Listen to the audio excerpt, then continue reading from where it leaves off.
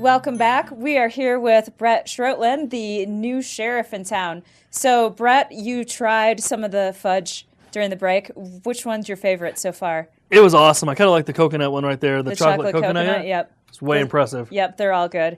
So you touched a little bit on your duties as a sheriff. One of them was the jail in Hot Sulphur. So tell me a little bit more about that. Like, what do you see? Like, what is the most common offense that you see come in and out of there?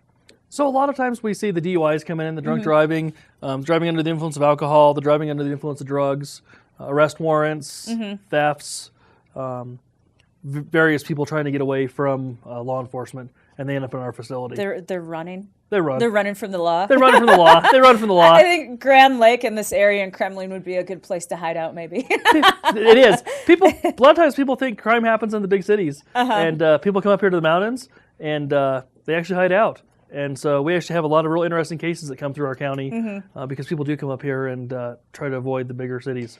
So, is there a large crime rate in the county, or like, is it? No. Our crime rate is really good. Okay. You know, we have all the types of stuff that comes from a seasonal, recreational type community, but our crime rate is really low.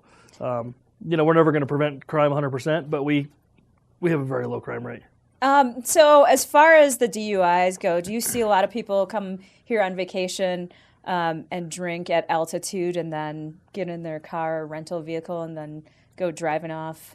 Absolutely. Drunk? Absolutely. 2 or 3 drinks at sea level and 2 to 3 drinks of alcohol at 9,000 feet is a big difference. Yeah. And we see it a lot of times. A lot of people that come up here are younger population. They're some college week and people that have left home for the first time.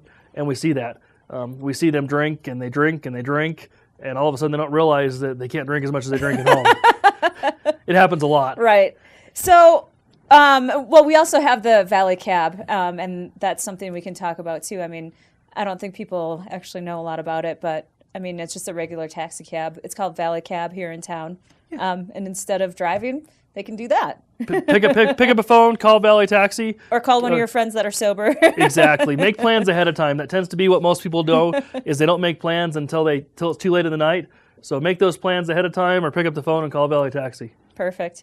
So also with the DUI, now that marijuana is legal, we have that factor too.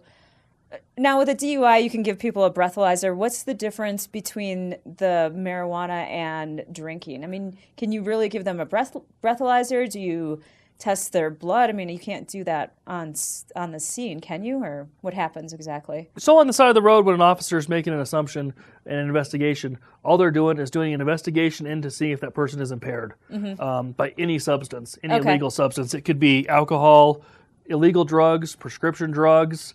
It could be any of those things. All they're looking for is different tests to see if that person is actually impaired or under the influence. Okay. So what ends up happening is after those tests are completed on the side of the road, that person's given a choice for a blood or breath test.